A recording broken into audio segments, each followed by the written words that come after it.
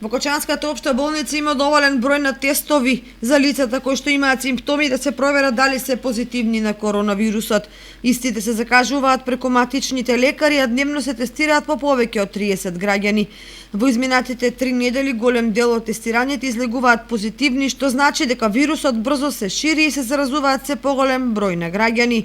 Дека состојбата во Кочани е загрижувачка потврдува и податокот дека во модуларната болница нема слободен кревет за примање нови пациенти.